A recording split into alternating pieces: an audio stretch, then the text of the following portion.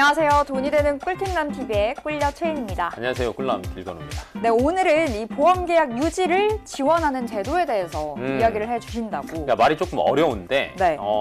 요즘같이 힘들 때 꼭 저희들이 하는 게 있습니다. 뭐예요? 대부분 뭐냐면 집에 가지고 있는 보험부터 이거를 유지를 해야 되나 해지를 해야 되나 네. 왜냐면 이게 고정 지출이니까 이게 너무 부담이 되는 경우가 많아서 그냥 이런 경우도 많은 것 같아요. 그냥 좋은데 네. 올라서 손해를 보는 경우 해지하는 경우가 많아서 여러 가지 방법들을 한번 찾아보고 이걸 가지고 유지하는 방법들을 한번 오늘은 얘기해 볼까 합니다. 그럼 보험 계약을 해지한다? 해지했을 때 오는 문제점이 좀 있어요? 첫 번째 문제점은 다른 것보다 아프면 큰일 나요. 네, 아프면 뭐 받을 수 있는 게 하나도 단순하게 없고요. 생각했을 때. 그렇죠. 그다음 두 번째 문제는 뭐냐면 이때까지 내가 낸 거를 그대로 돌려받는 게 아니라 그게 다 손실. 네, 이제 말 그대로 저희가 이제 주식 얘기할 때 손절 얘기하잖아요. 네. 보험도 손절이 있습니다. 중간에 해지를 하면 손절이 됩니다. 손절. 네, 그리고 만약에 나중에 새로 가입을 또 할 거 아니에요. 해지를 네. 했으니까. 그러다 보면 보험료 부담이. 그럼 저희들이 만약에 똑같이 보험 가입을 했어요. 네. 누가 더 비싸요?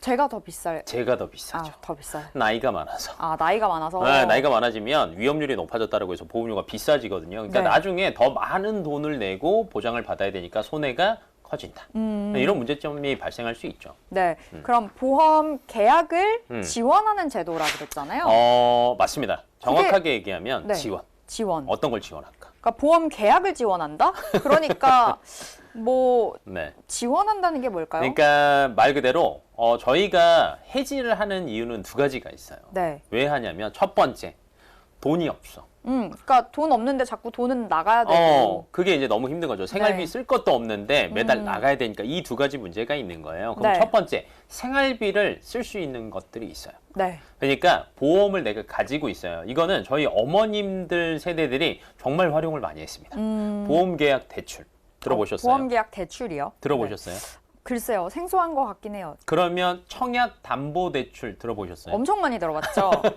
내 청약 통장의 그 적립금을 담보로 저율의 이자로 대출을 해주는 거. 네. 보험도 똑같습니다. 내 거 보험에서 적립금이 존재를 하는데 이 적립금을 담보로 대출을 해줍니다.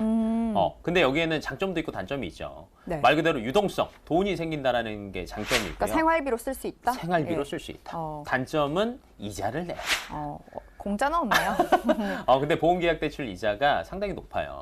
이제 상품마다 이자율이 조금 다른데 예를 들어서 내 보험 상품이 3% 이자였잖아요. 네. 그럼 보험계약 대출 이자는 4.5%예요. 1.5%를 무조건 더해서 납부를 해야 되니까 네. 적지 않은 이자죠. 네, 그래서 이게 부담이 될 수도 있다라는 거. 네. 그래서 조금 보완이 된 게 중도 인출. 중도 인출. 중도 인출 생각나는 거. 그냥 중간에 꺼낸다. ATM기. ATM기. 그죠? 네. 네. 근데 ATM기도 내가 만약에 그 은행을 써요. 수수료? 없죠. 없죠. 중도 인출은 수수료가 없습니다.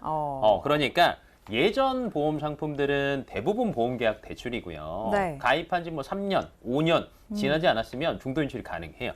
그러면 그걸로 생활비를 쓸 수 있다라는 거. 갑자기 궁금한 거 생겼어요. 그럼 차라리 생활비 대출 받는 건요? 생활비 대출을 받는 거는 이제 말 그대로 저희가 따로 뭔가를 해야 되잖아요. 그렇게 네. 되면 제 거 신용 점수에 무리가 가는구나. 좀 플러스가 마이너스. 되는 거죠. 왜냐하면 내 대출 담보가 늘어나니까. 그러니까 좋은 게 아니라는 거잖아요. 그렇죠. 그런데 네. 보험사에다가 하는 거는 신용 점수와 전혀 상관이 없습니다. 그럼 차라리 보험사에 하는 게 낫네요. 보험사에 하는 게 훨씬 더 나아요. 네. 그리고 이제 두 번째, 네. 저희가 아까 매달 나가는 보험료가 부담이 된다라고 했어요. 네. 그럼 어떻게 하는 게 제일 좋을까? 매달 나가는 보험료가 부담이다? 너무 부담이야. 그럼 쪼개네요? 어떻게 해야 돼요? 해지하면 돼요. 그냥 끝내버려? 해지하면 돼요. 근데 이렇게 해지를 해버리면 그럼 아프면은 그렇지. 네. 그래서 여러 가지 방법들이 있는데 그중에 이제 첫 번째가 예를 들어서 제가 암 걸리면 5천만 원을 받는 거였어요. 근데 그 암 걸려서 받는 5천만 원보다 저는 매달 나가는 10만 원이 더 아까운 거야. 네. 왜냐면 10만 원은 매달 나가야 되니까. 그리고 솔직히 당장 먹고 살 게 없다 치면 그 미래를 위해서 쓰는 돈이 아까워요. 그러면은 감액이라는 제도가 있어요. 네. 감액은 뭐냐? 5천만 원 받을 거 나 3천만 원만 받을게. 대신 나 조금만 낼게. 그러면 40% 보험료가 줄어드는 줄어든다. 거예요. 예. 그러니까 보험을 해지하는 게 아니라 감액이라는 게 됩니다. 그다음 두 번째 특약 해지라는 게 있어요. 네. 특약은 뭐냐? 저희가 아플 때 받는 보험 그 증권상에 보면 특약이라고 써 있거든요. 네. 암 진단비 특약. 수술비 특약, 네. 입원비 특약 이런 거 있습니다. 그러면 거기에 우선순위를 정하는 거예요. 네. 뭐부터 없애야 되냐라고 하면 저는 입원비 먼저. 입원비 네. 뭐 하루에 3만 원씩 나오고 그 하루에 이런 거 뭐 말하는 입원 거죠. 일당 3만 원 이런 것들을 네네. 이제 이런 일당을 특약만 삭제하는 겁니다. 그럼 보험료가 한 10,000원, 2만 원대가 줄어들 거예요. 네.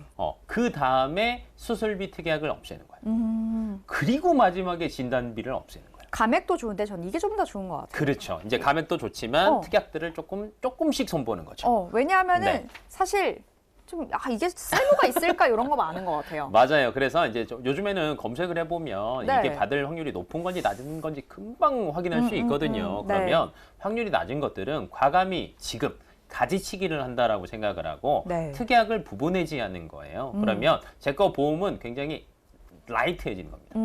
네, 그러니까 날씬해지니까 뭐 보험료도 가볍고, 네. 네, 그 다음에 뭐 보장을 받을 때도 필요한 것들만 남겨놨으니까 전혀 네. 문제가 되지 않고, 네. 그래서 특약 해지나 감액을 활용한다라는 것도 있고, 아니면 아까 제가 중도 인출 네. 얘기했죠.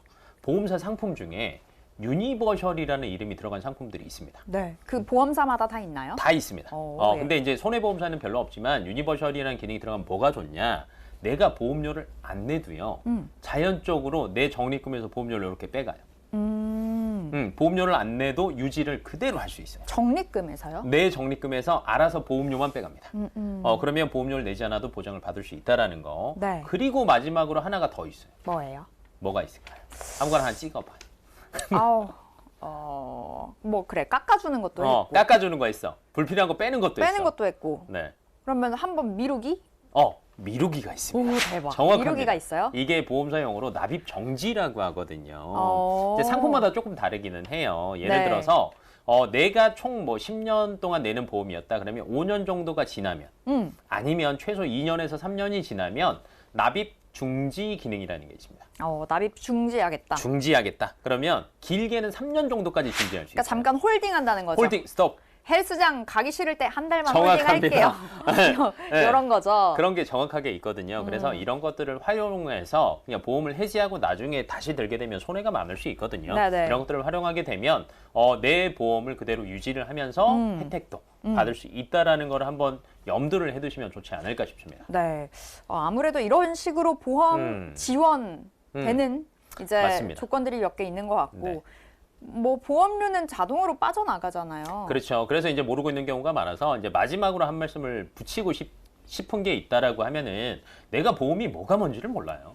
그러니까 제가 하고 싶은 말이 그거예요. 네, 딱 그 말인 것 같았어. 네. 네, 그러니까 내가 뭘 나가는지도 모르겠고. 저절로 빠져나가는 맞아. 거여서 사실 빠져나갔는지도 모르고 살잖아요. 맞습니다. 그다음에 어떤 게 들어가 있는지도 모르겠고. 네, 그러면 보험 다모아라는 사이트들도 있고요. 네. 아니면 생명보험협회, 손해보험협회라는 사이트에 들어가면 제가 가지고 있는 모든 보험을 다 볼 수 있습니다. 네. 그래서 이게 첫 번째예요. 그러니까 뭘 알아야 하니까. 맞습니다. 그래서 이 불필요한 것들은 여기에서 내가 뭘 가지고 있나를 먼저 체크를 하고 그다음에 총 보험료가 얼마인지를 체크하고 그다음에 제 수익과 지출을 계산을 해서 그거에 맞게 불필요한 걸 제가 여러 가지 제도를 얘기를 했잖아요. 네. 거기서 빼는 거예요. 시작은 내 돈이 정확히 얼마가 나가는지를 확인하는 게 먼저다라는 겁니다. 그러니까 우리 예전에 한번 이야기했던 거 숨어있는 돈 찾기 사실 맞습니다. 이런 거 아는 것도 내가 얼마나 돈이 맞아요. 이렇게 나가고 있는지 아는 게 숨어있는 돈 찾기 1번인 것 같아요. 맞아요. 이제 그걸 찾아야지 정말 돈이 되는 거예요. 저희가 항상 지출이 줄이는 게 어려운 게 아니에요.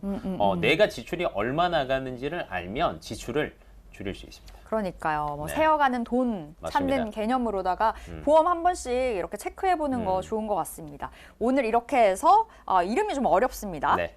그냥 보험 어려울 때 유지하는 방법. 보험 유지하는 방법. 네, 좋다. 그게 그렇게 하면 될 것 같아요. 네, 보험 해지하기에는 참 이거 아닌 것 같기도 하고 이럴 때 보험 유지하는 방법에 대해서 배워봤으니까요. 많이들 활용해 보셨으면 좋겠습니다. 네. 자, 오늘 꿀팁남은 여기까지 해보도록 할게요. 오늘 말씀 고맙습니다.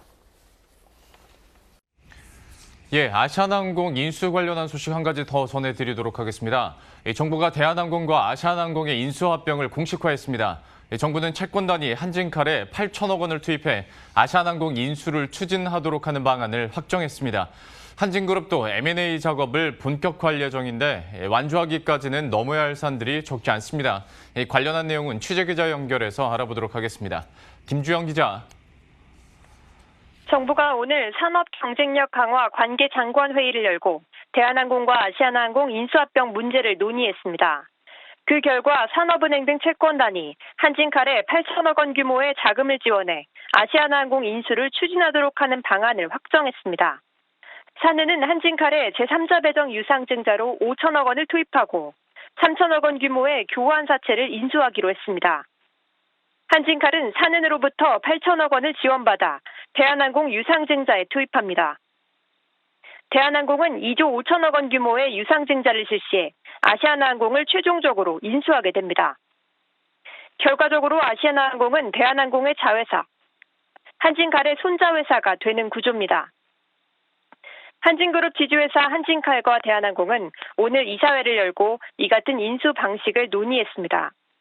각 이사회에서 증자를 결의하면 이후 인수 의향서 제출을 시작으로 아시아나항공 인수 작업이 본격화할 전망입니다. 정부는 지난 20년간 미국과 유럽에서 항공사 통폐합이 활발히 이루어졌다며 세계 항공산업 경쟁 심화, 코로나19 장기화 속에서 국적항공사의 경영 정상화를 위한 선택이라고 설명했습니다. 하지만 두 회사의 M&A 과정에서 넘어야 할 산이 적지 않습니다. 우선 독점 논란을 딛고 공정거래위원회의 기업결합 승인을 받아야 합니다. 대규모 구조조정을 우려한 직원들의 반발도 예상됩니다. 대한항공과 아시아나항공 노동조합은 오늘 회동을 하고 M&A 지지 여부와 대책을 논의할 예정입니다. 조원태 한진그룹 회장과 경영권 분쟁 중인 3자연합의 반대도 변수입니다. 3자연합은 산은의 한진칼 3자 배정 유상증자를 강력 반대한다며 유상증자를 강행한다면 차라리 대주주인 3자연합이 우선 참여하겠다고 밝혔습니다. 머니투데이 방송 김주영입니다.